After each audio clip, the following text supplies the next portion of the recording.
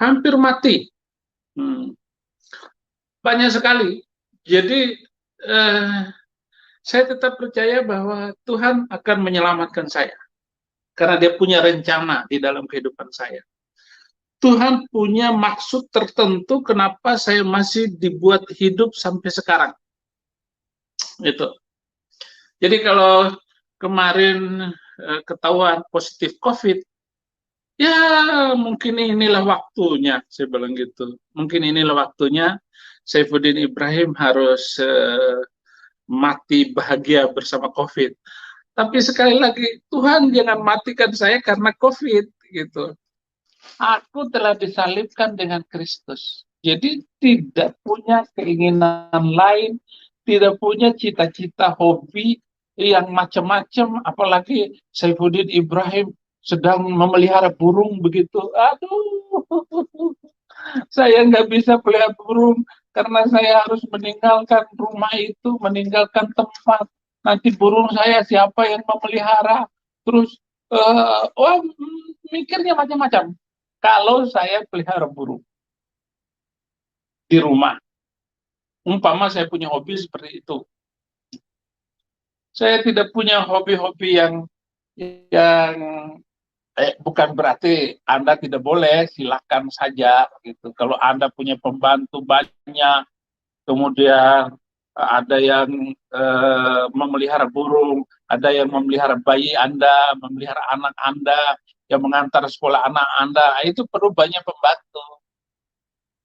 Saya tidak. Saya tetap akan melakukan tugas saya sebagai panggilan Tuhan di dalam kehidupan saya. Adalah memberitakan kabar baik. Saya harus memberitakan kabar sukacita di dalam Tuhan Yesus Kristus. Sehingga saudara-saudara, kalau saudara tahu secara pribadi kehidupan saya, wah saudara akan menangis dan tertawa. Kasihan dengan pendeta Saifuddin Ibrahim. Dia sekarang sampai begini, sampai di apa namanya, sampai di di masuk rumah sakit, masuk penjara. Pendeta Saifuddin Ibrahim masuk penjara dan hampir mati dikeroyok teroris gitu. Teroris benci sekali dengan pendeta Saifuddin Ibrahim karena dia menghina agama, dia menghina Islam, dia menghina Nabi Muhammad katanya. Itu vonisnya, itu kata-kata yang mengerikan. Gitu. Tetapi sekali lagi saya tetap melihat kemuliaan Tuhan, kemurahan Tuhan. Ketika saya masuk penjara pertama, di sana ada Ali Imran gitu. Nah, tetapi dia tidak berani keroyok saya dan tidak berani menyuruh anak buahnya untuk musuhin saya. Ya, ya. Nah, saudara-saudara, masuk lagi di penjara kedua di Tangerang, di penjara kelas 2. Oke. Saya disuntik, saudara-saudara, sakitnya minta ampun.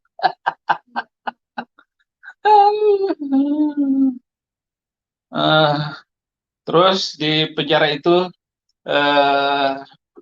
tidak ada teroris yang ini berani, cuman orang-orang yang kesurupan beragama banyak sekali di situ yang berusaha untuk melawan saya. Tetapi Tuhan punya cara semua. Tuhan membuat ada 5 orang Bima di penjara itu terima Yesus dan dia jadi pengawal saya. Dan orang-orang Bima ini wah loyal sekali kalau urusan ada sesama Bima yang ini yang masuk penjara. dia loyal sekali. Tinggal saya suruh saja anak buah itu, anak buah untuk ini, itu ngancam saya. Ya.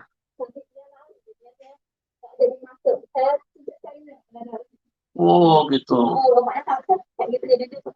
Oh gitu. Jadi relate aja ya.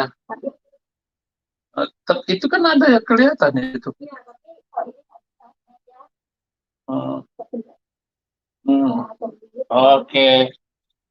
Udahlah, saya nggak tahu Bu, suster. Terserah suster. Jadi tangan saya ini bengkak, saudara, karena sudah 3 hari disuntik. Jadi sudah bengkak dan saya nggak bisa ngepalin ini. Itu. Saya kira ini tujuan Tuhan. Tangan saya dibikin bengkak begini, nanti kalau keluar biar orang ketakutan melihat tangan saya. Kalau kepalin orang sudah takut duluan. Wah, itu tangannya besar kayak begitu. Ini ya. Oh, begini ya. Oh, suster bilang saya disuruh begini-begini. Haleluya.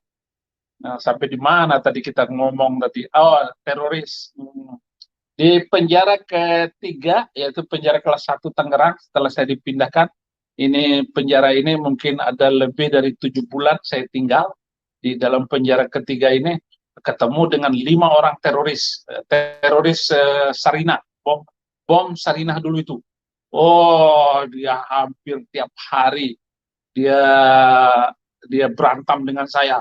Saya dikeroyok, gitu, dikeroyok, didorong-dorong, dijepit saya. Tapi mereka nggak berani pukul benar-benaran, gitu. Hanya didorong-dorong dan disikut.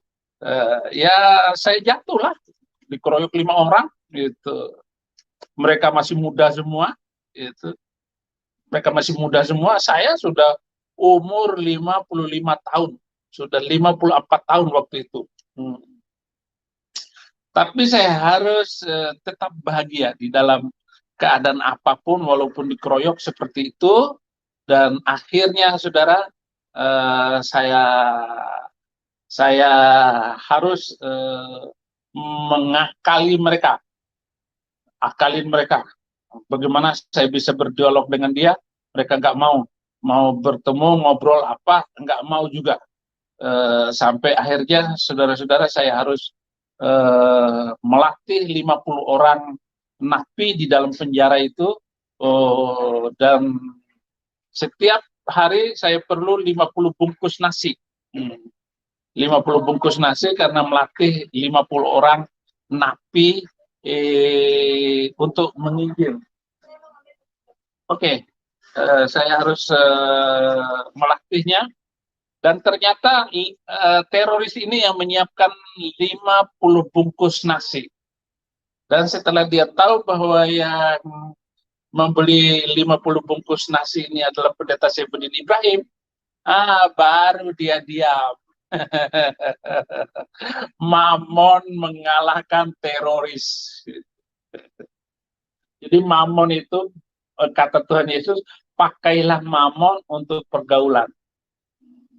Jadi kalau kamu punya kelebihan sedikit uang, 10.000, 20.000, kasihkan ke siapa. Oke. Bagaimana?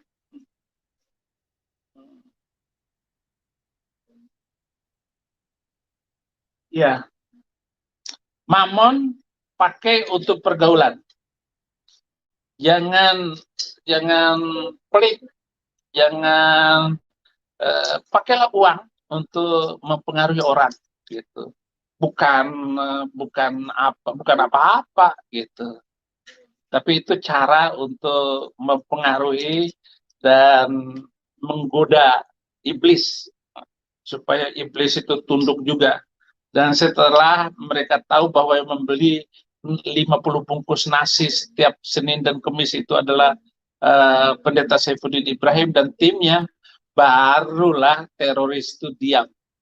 Dan dia tidak berani lagi mengganggu saya sampai saya keluar. Nah, Oke. Baik sekali suster ini, mau suntik aja minta izin. Aduh. Oke. Hmm. Hmm. Hmm. Rupanya memang kulit ini sudah tua ya, susah, suntiknya saja susah masuk. Tapi di dalam Tuhan eh, kita tidak pernah takut dengan apapun. Kalau suntik, kalau COVID sekarang yang menimpa saya ini harus membuat saya meninggal, ya serahkan nyawamu kepada Tuhan. Berikanlah kasih karunia itu menyelesaikan segala urusannya. Ya, saudara-saudara, jadi dalam kamar saya tetap pakai ini masker gitu. Saya harus minum madu, saya harus banyak makan, nggak ada diet di sini. Kalau diet ini eh, kurang bagus untuk COVID.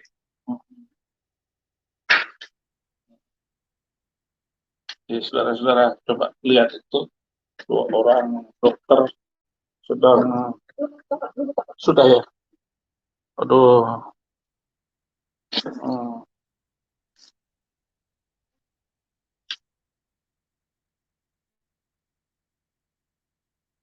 Saya kelas 1 SMP masuk rumah sakit dan hampir meninggal waktu itu. Hmm, saya hampir meninggal kena kolera gitu. Sekarang corona gitu. Ya jangan sampai dulu kolera lolos, ya ini corona.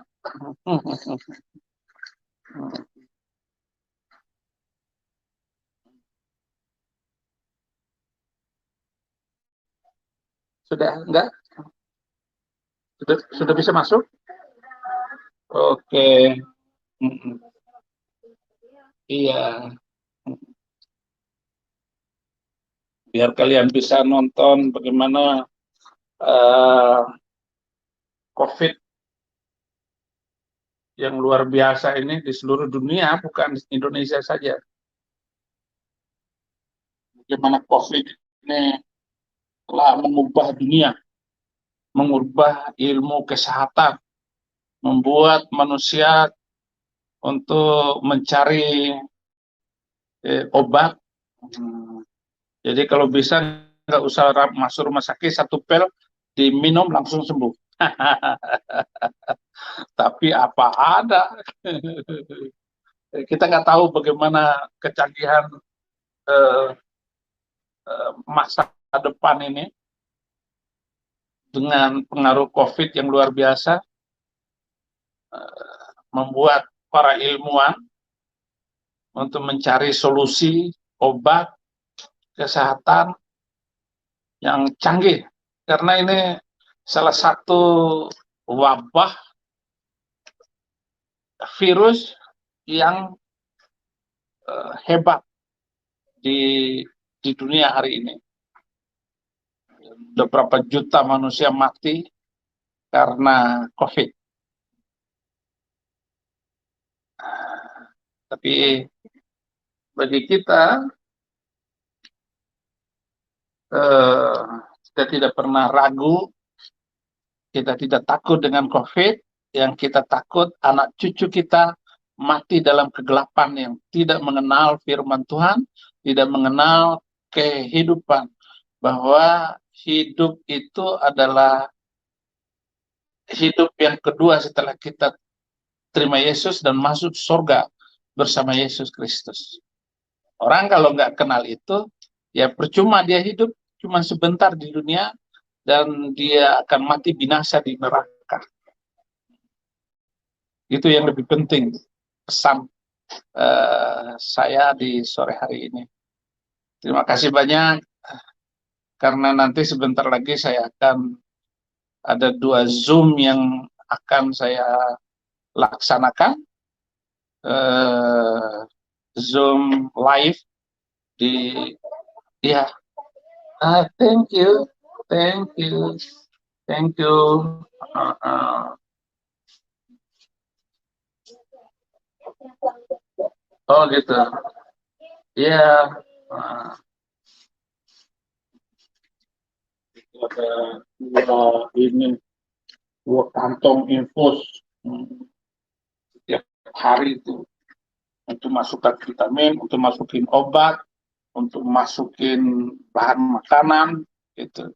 Tapi ya saya masih harus makan, saya harus kumur-kumur pakai betadine, saya harus minum vitamin D, vitamin C, dan vitamin E gitu, supaya tidak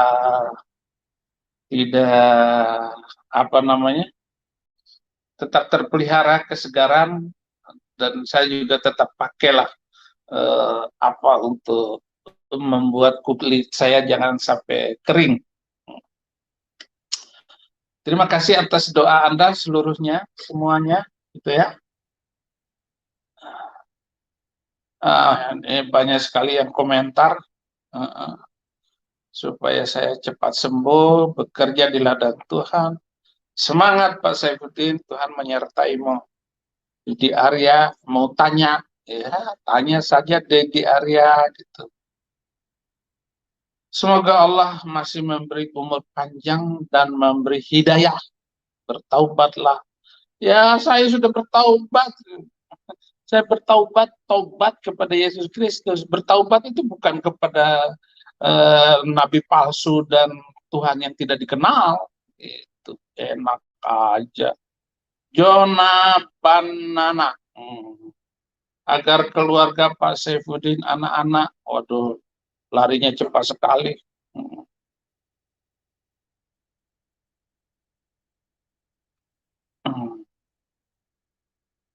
Nama Tuhan, amin. Sehat-sehat katanya.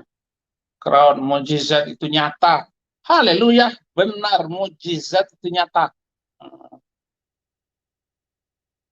Terima kasih kepada Pak Darwan yang doa dan banyak ngirim makan minum.